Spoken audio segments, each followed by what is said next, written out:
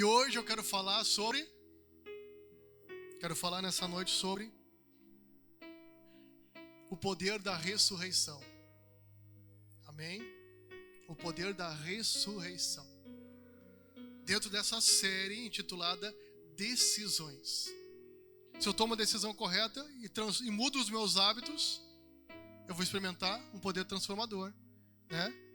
Se eu vencer minhas falhas, se eu parar de falhar mais, né? Porque o sucesso está em falhar menos do que eu errar mais, né? Quanto mais eu erro, menos sucesso eu tenho. Agora, quanto menos eu erro, mais sucesso eu tenho. Seja na família, seja no trabalho, seja na minha vida com Deus, não é? Então, quanto mais acerto eu tenho e menos falhas, eu vou obtendo sucesso. Se eu uso a sabedoria e aprendo com o erro dos outros, eu tenho sucesso. Mas hoje eu quero falar sobre o poder da ressurreição. Colossenses capítulo 3, você pode tomar assento. Portanto, se já ressuscitastes com Cristo, buscai as coisas que são de cima, onde Cristo está assentado à destra de Deus. Pensai nas coisas que são de cima e não nas que são da terra, porque já estáis mortos e a vossa vida está escondida com Cristo em Deus. Quando Cristo, que é a nossa vida, se manifestar, então também vos manifestareis com Ele em glória. Amém? Olha o que o apóstolo Paulo está falando aqui, né? Irmãos, se vocês já ressuscitaste com Cristo, que negócio é esse? Como assim? Que mistério é esse? Se vocês já ressuscitaram com Cristo, significa para ressuscitar alguém tem que morrer. Para experimentar esse poder da ressurreição, é necessário passar pela morte. Para experimentar esse poder de segunda chance, de nova vida, eu preciso morrer primeiro. Amém? Você precisa morrer primeiro. Para quê? Cada um aqui precisa morrer para alguma coisa. Nós já vamos ver isso.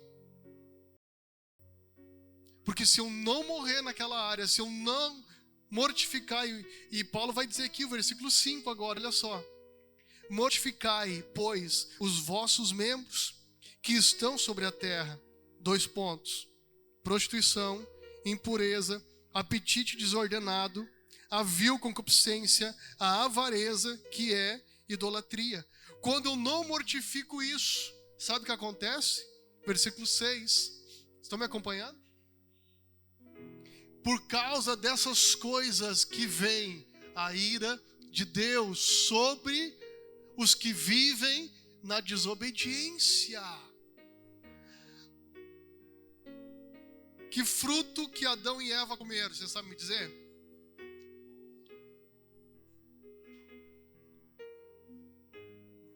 Maçã, né? Todo mundo pensa maçã. Aquele fruto bonito, aquela coisa vermelha, linda, né? Quem já pensou, quem já ouviu falar que foi a maçã? Né? Desde o nosso... Antes de converter, a gente já pensava, foi a maçã, fruto mais bonito. Eu quero dizer uma coisa. Eu acho que foi o coco. Só pode, né?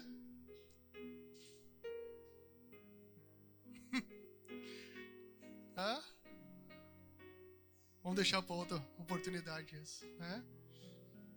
Mas em resumo, não foi se for uma maçã, um coco, um abacaxi, não importa que tipo de fruto ou fruta que eles comeram. Mas foi um ato deles chamado desobediência. Eles desobedeceram. Eles tinham liberdade de fazer o que eles quisessem. Eles eram livres.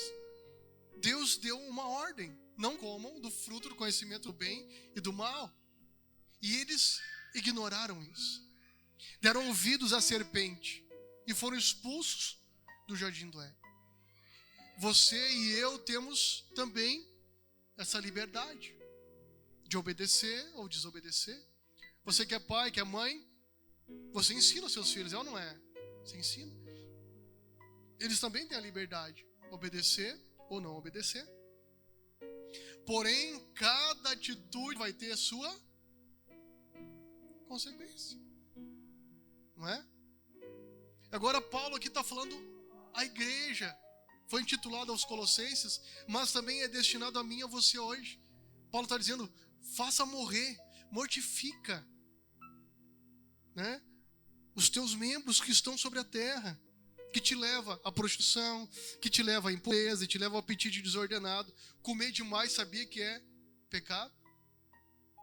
Glutonaria é pecado. Comer além do que precisa é pecado. Sabia? Tem gente que enquanto não vê o fim da caixinha de bombom não para. Né? Tem gente que não vê enquanto não comer toda a barra de chocolate não para. Tem gente que enquanto não rapar a panela do arroz não para. Depois tá lá, ai meu Deus, preciso de um boldo, preciso de um chá, uma olina. Dá vontade de tomar olina no bico, né? Hã? Sabia que isso precisa ser mortificado na sua vida? A vil concupiscência. Bota o versículo 5 de novo, Bruno, pra gente ler, às vezes tem uma tradução diferente. Ah! Vamos lá. Assim façam morrer tudo que pertence à natureza terrena de vocês. Imoralidade sexual. O que diz aqui? Impureza, paixão, desejos maus, vil concupiscência, desejos maus, né? Desejos maus de prejudicar alguém, de não perdoar, né? De eu não vou com a cara de fulana, de fulano. Desejos maus, isso tem que morrer na sua vida. Não pode mais fazer parte da sua natureza terrena.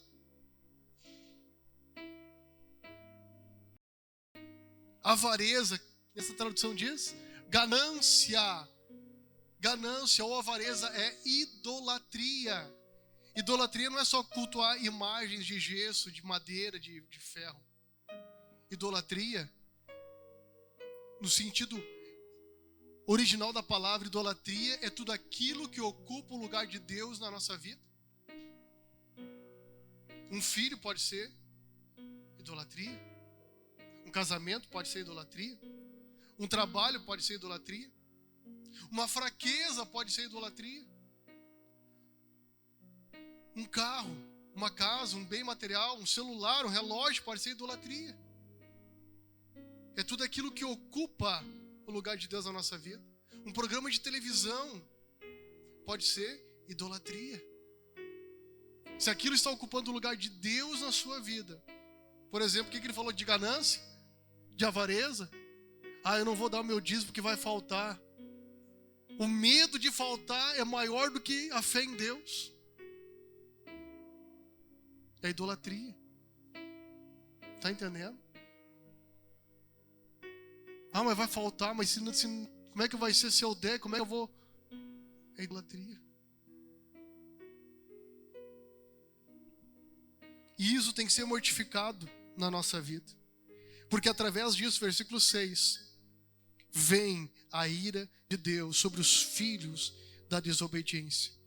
E eu e você não somos mais filhos da desobediência. Nós somos filhos da obediência.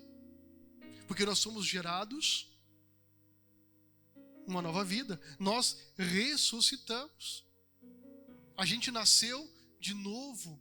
Obtivemos uma nova chance ao crer em Jesus, ao entregar a nossa vida para Jesus, ao aceitar Jesus não apenas como Salvador, temos que aceitá-lo como Senhor também. Jesus é meu salvador, me salvou, me perdoou meus pecados. Ufa, eu estou livre daquela vida miserável, desgraçada que eu vivia. Não é apenas isso. Ele tem que ser o meu Senhor também. Aquele que dirige a minha vida. Aquele que, como nós vimos no teatro aqui, lembra do teatro que o pessoal apresentou aqui? Aquela moça e Jesus disse para ela, senta. Vem Jesus, senta aqui no centro da minha vida.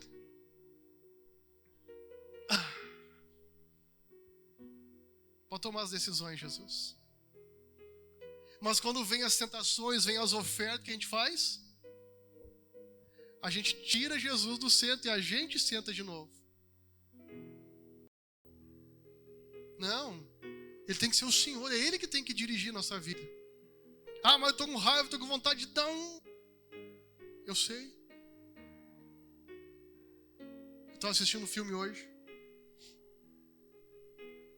E nos dois personagens, um deles era um mercenário islâmico que recebia dinheiro para estourar bomba em alguns lugares estratégicos do país, do universo inteiro, do mundo inteiro. E em um determinado lugar, ele explodiu uma aldeia e civis morreram. E dentre esses civis, o filho de um tradutor, um senhor que era tradutor, né? Traduzia para os estrangeiros que iam e traduzia para soldados que iam cumprir uma missão. E o filho mais velho dele morreu. E agora, ele traduzindo para um soldado americano, deu que esse mercenário era amigo do americano. O americano estava fugindo para sobreviver. E o tradutor estava indo junto. E eles estavam lá e de repente, o tradutor reconheceu aquele senhor. E começou a falar: você é um traidor. Você mata pessoas inocentes. Aí aquele mercenário disse: qual é o teu problema? Você matou o meu filho em tal dia, tal local, com aquela bomba que explodiu. E aí já, né, os soldados daquele mercenário já ficaram em prontidão quando ele falou a palavra traidor. E o americano disse: calma, te acalma. Aí o mercenário se levantou, pegou a arma e disse: você quer vingança? Você quer vingar com violência a violência? E deu a arma para ele. Ele pegou a arma, com lágrimas nos olhos. Ele disse: eu não sou Deus para saber se você merece ou não ser perdoado. Desarmou a arma, olhou nos olhos daquele mercenário e disse: mas eu escolho te perdoar. Uau! Aquele homem tomou a decisão mais importante da vida, que era perdoar. Poderia carregar aquele fardo e gerar ali e ser morto pelos soldados daquele mercenário. No final do filme, não vou contar o filme, mas no final do filme ele conseguiu voltar para casa e encontrou a esposa e o filho caçula. Teve um final feliz.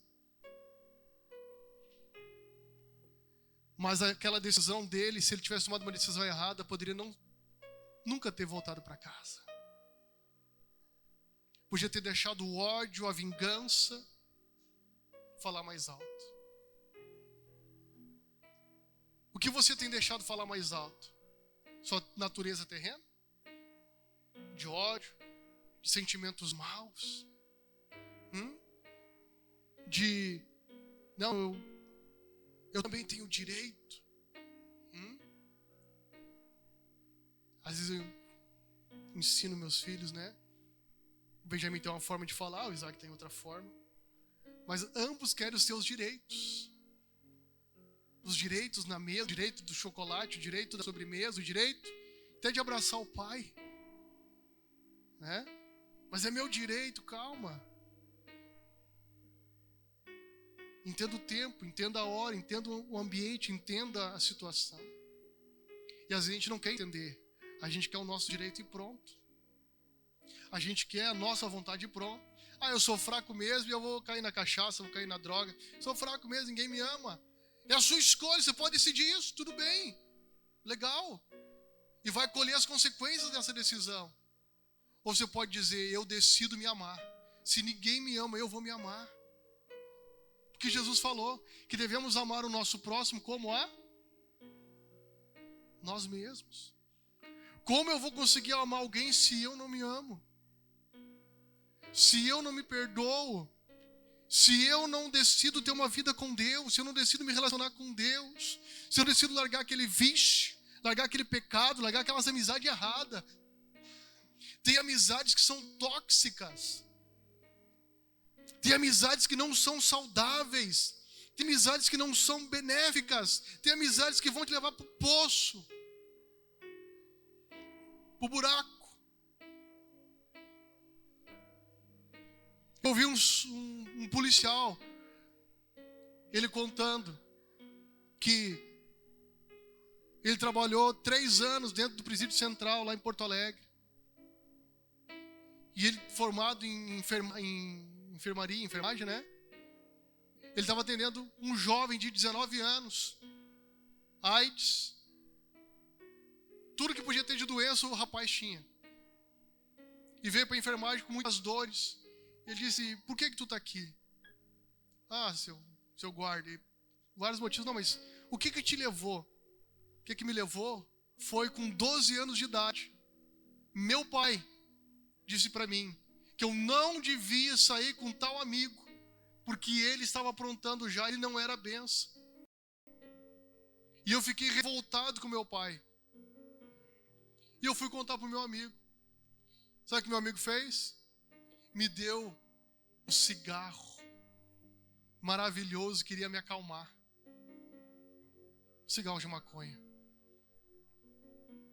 E me acalmou. Só que me afastou do meu pai, me afastou dos meus amigos, me afastou de todo mundo que me queria bem. Aquele menino de 12 anos começou a roubar para manter o vício. E aí, como ele devia tanto, porque não conseguia emprego, era novo, a polícia bateu lá no local, né? E o chefe daquela situação ali disse, se a polícia bater aqui, alguém tem que assumir. Que a droga não era dele. E era daquela pessoa. E na ocasião era ele que devia mais. E ele assumiu a dívida daquele crime. E já estava com 18 anos, foi preso.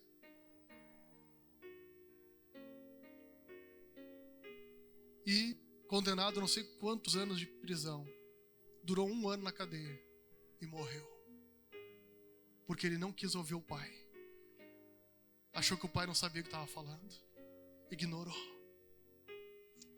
Quantas vezes nós, no nosso orgulho, não queremos ouvir um conselho, não queremos dar ouvidos a um conselho de uma liderança, de uma paternidade. Achamos que sabemos tudo. Quantas vezes nós nos dirigimos assim aos nossos pais. Eu lembro quando eu converti, disse ao meu pai, obrigado todas as vezes que o Senhor me surrou e me disciplinou. Ele me olhou, botou a mão no bolso. Eu nunca te surrei. Eu disse, quem bate esquece. Quem apanha nunca esquece. E até o último dia de vida dele eu abracei, eu beijei e agradeci. Porque ele me fez ser homem. Ter hombridade, ter dignidade. Mais ainda quando ele se converteu. E eu lembrava de quantos, depois dele, da casa dele, da parentela dele, vieram para Jesus. Por conta da decisão que ele fez por Cristo. Se ele não tivesse tomado aquela decisão naquela ocasião, quando será que o evangelho ia entrar na nossa família? Né? Mas a decisão dele fez com que o evangelho entrasse. Que decisões você tem tomado? Que decisões você tem feito? Perdoar? Não perdoar? Merece perdoar? Não merece? Certa pessoa disse que não perdoar é como você colocar veneno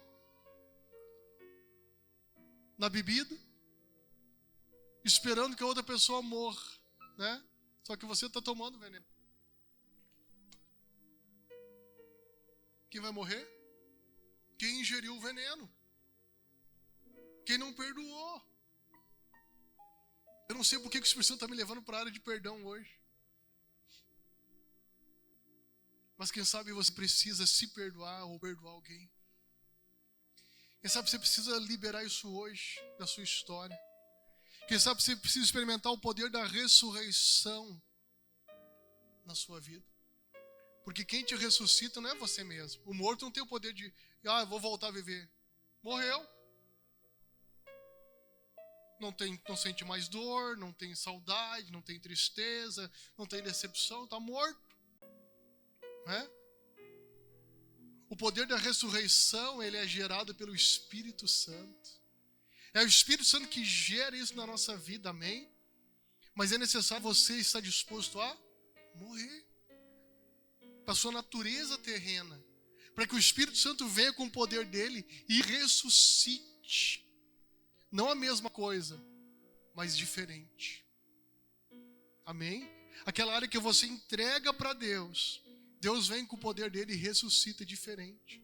Aquilo que antes era uma fraqueza para você, você começa a dominar. Aquilo que antes te derrubava, hoje você, ao entregar para Deus, você consegue dominar e ajudar os outros. Dar conselho para os outros. E olha, eu caía muito nessa área, mas quando eu entreguei para Deus, Deus me restaurou e hoje eu consigo vencer. Eu tinha dificuldade nisso, naquilo, naquele outro, mas eu entreguei para Deus e Deus me restaurou. E hoje eu tenho conseguido vencer, hoje eu tenho conseguido mudar. E você vai ajudando as pessoas, você vai testemunhando para as pessoas, você vai contando para as pessoas, né, o que Deus tem feito na sua vida, o que Deus tem feito na sua história. Amém? Mas é necessário o quê? Estar disposto a morrer. Sem dó nem piedade. É necessário ter coragem de sacrificar, de ir para a cruz. Na época, a cruz era o ápice da vergonha e da humilhação. O pior castigo que podia ter na época. Há mais de 2000 anos atrás, os piores criminosos iam para a cruz. Para todo mundo ver se ele foi para a cruz porque ele não prestava. Ele deve ter feito cada barbaridade. E Jesus pegou o que tinha de pior e ele foi para a cruz para simbolizar que o pior era o fim. Não tinha mais nada pior. Se fosse hoje, talvez ia ser injeção letal, sei lá, cadeira elétrica, decapitação, não sei. O que seria pior hoje, se ele viesse hoje? Ele pagou o preço daquilo que era mais humilhante para dizer para mim e para você que se você tiver coragem, Ele ressuscita você. Restaura teus sonhos. Restaura cada área da tua vida que você entrega para Ele. Cada área da tua vida que você coloca para Ele. Amém? Por isso que Paulo está dizendo ali, né? Se você já ressuscitou com Cristo, se você já passou por esse processo da mortificação, veio uma outra etapa agora. Já passou pelo processo da mortificação, você vai começar a experimentar a ressurreição. Quando eu começo a experimentar a ressurreição, sabe o que acontece? Versículo 1. Eu começo a buscar as coisas que são de cima. Amém? Eu começo a buscar o que é de cima, onde Cristo está assentado. Amém? Versículo 2. Eu começo a pensar nas coisas que são de cima e não nas que são da terra, porque já estáis mortos. O meu pensamento não é algo terreno, é algo celestial. Não é algo negativo, algo limitado, não. Eu começo a pensar nas coisas de cima. Amém? Não é a doença, não é a enfermidade, não é essa crise aqui, não. Deus tem coisa maior para mim. Deus tem coisa maior para minha família. Deus tem coisa maior para minha igreja. Deus tem coisa maior para minha cidade. Eu sei, eu creio. Ele está vendo o que eu não estou vendo. Ele está enxergando o que eu não estou enxergando. Amém? Porque se eu fico na visão aqui, né? Existem dois tipos de ave. A galinha não consegue voar. E ela está sempre assim, ó, buscando um cisquinho, uma minhoquinha, um insetinho, um grãozinho, está sempre aqui, né? E só ciscando para trás, né? Existe um tipo de ave que a Bíblia compara. Aqueles que confiam em Deus, que esperam em Deus. A águia. A visão da águia, alguns historiadores dizem, pesquisadores falam, que a águia consegue enxergar de 4 a 6 quilômetros. Já pensou? Que visão, hein? E a águia não pega coisa morta para se alimentar. Só coisa viva. Urubu pega aquilo que está em decomposição, em putrefação, para se alimentar. A águia não. Já viram a águia? Vem voando em direção a uma lagoa, um mar, um rio, dá aquele mergulho e ela sai com um pata-peixão. Né? Parece que, meu Deus, vai se afogar. Quando vê, ela sai e levanta voo. E vai se alimentar. Alimenta um ninho. Né? Um dia uma serpente tentou pegar uma águia. E a águia então conseguiu, a serpente começou a voar. Alto, alto, alto, alto. E daí ela jogou a serpente. A serpente não conseguiu prender ela. E outro dia ela começou a ser atacada por corvos. Começaram a bicar ela e atingir ela. E ela começou a voar, passou das nuvens e foi indo, a ponto daqueles aves que estavam atacando ela começaram a não suportar a gravidade. E começaram a desistir de atingir ela. E ela continuou subindo. Nós precisamos ser que nem águia. Você tem que subir tão alto que aqueles que estão te perseguindo não vão suportar. Você tem que subir alto, mais alto. Estão dizendo que você não pode? Aí que você deve ir. Estão dizendo que você não tem capacidade? Aí que você deve estudar e mostrar que você é capaz. Estão dizendo que você não vai conseguir vencer? Você deve crescer mais ainda. Para que aqueles que estão criticando e zombando, dizendo que você não vai vencer, que você vai chegar lá. A águia, ela tem visão. Por isso que Deus comparou aqueles que confiam nele, que esperam nele, como uma águia. A águia não fica limitada aqui na visão, né? Míope. A águia enxerga alto, longe. Amém?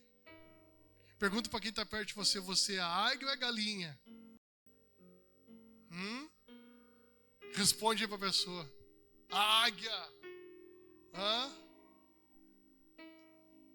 Você tem que ser a águia, meu irmão, minha irmã. Águia macho, diz aí. Você tem que ser águia, tem que ter visão de águia. Amém? Não tá com a visão pequenininha, só um cisquinho, só uma coisinha. Não. Começa a pensar grande, peraí. Eu vou pensar numa solução, Deus vai me dar uma estratégia, nós vamos vencer, nós vamos crescer, nós vamos transformar essa situação, nós vamos transformar essas pedras que estão jogando em nós numa sopa de pedra, transformar esses limão que estão jogando na gente numa limonada, num bolo de limão, aquele creminho por cima assim. Transforma essa situação contrária em algo abençoado. Amém? Não deixe essa situação barrar você. Por isso que Paulo está dizendo: se você já ressuscitou, comece a pensar nas coisas do alto, onde Cristo está sentado. Jesus já está lá. Ele é o nosso exemplo. Olha para Ele. Tudo que Ele suportou, tudo que Ele enfrentou, tudo que Ele passou, olha para Ele. Olha para Ele. Ele é o nosso exemplo. Quando aqueles espíritos familiares tentam te tirar do propósito, te tirar do foco. Deus chamou o pai da fé e disse para ele: sai da tua terra, da tua parentela e vai para o lugar que eu vou te mostrar. Foi fácil, ele é o pai. Vamos entender o contexto. Abraão morava numa cultura idólatra. Abraão não era convertido, não era crente. Abraão não conhecia Deus. Nunca tinha ouvido a voz de Deus. O pai de Abraão era fabricante de deuses, de estátua, de santo, de imagens. Porque era uma cultura pagã. Abraão não conhecia. E de repente, ele ouve uma voz dizendo para ele: sai da tua terra, da tua parentela e vai. O que ele fez? Saiu. Só que ele levou com ele seu sobrinho e o pai dele. E na ida o pai dele morreu em Harã. E o sobrinho ainda estava atrapalhando o propósito de Deus. Ele não estava pegado à parentela. É pecado o bicho estar então no meio dos parentes. Não é pecado, queridos. O problema é ser influenciado pelo espírito familiar. De negativismo, de carnalidade, né? Que você quer servir a Deus, mas o espírito familiar não deixa. Que tem que assistir o futebol, porque tem que olhar a novela, porque já foi demais no culto, já foi demais na igreja. Os espíritos familiar, religioso, vão te travando, vão limitando tua vida. E você não consegue romper aquele ciclo e aquele círculo vicioso. Que quem manda não é o sacerdote, é a mulher que manda. O marido não tem honra, é a mulher que manda, que veste as calças, que diz faz isso ou faz aquilo. O sacerdote não é honrado, o homem não é honrado. É a mulher que dita as regras, que manda como é que é para ser as coisas. Não tem honra, não tem princípio de honra, de paternidade. Mas Deus está te chamando para você viver algo novo. Você quer? Pergunta para quem está perto de você: quer viver algo novo? Quer viver o melhor de Deus? Eu quero viver o melhor de Deus. Mas eu tenho coragem do quê? Se eu já ressuscitei com Cristo, começar a buscar as coisas do alto. Amém? Onde Cristo está. Jesus fez isso? Fez. Um dia ele estava pregando na sinagoga e foram chamar ele. Jesus, tua mãe e teus irmãos estão lá te esperando lá fora. Minha mãe e meus irmãos são esses que fazem a vontade do meu Pai. E aí? E aí?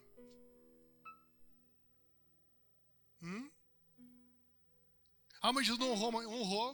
Quando ele estava levando a cruz, lá em cima do Monte Gólgota, ele olha para João, o que ele diz?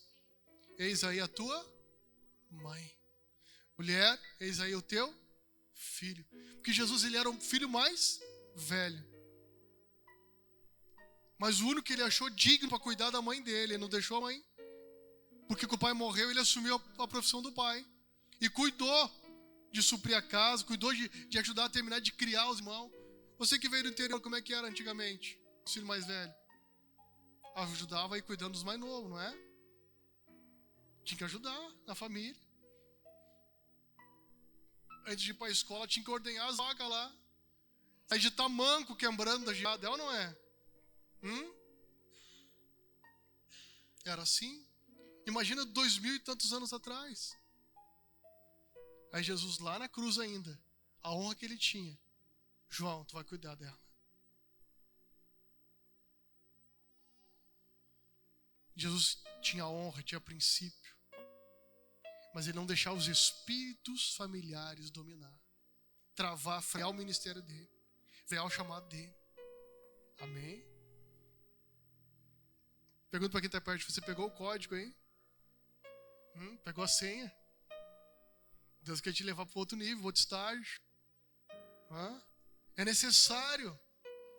Se você não pega, se você não entende, você não avança, você não muda de nível. Deus quer te levar para outro nível.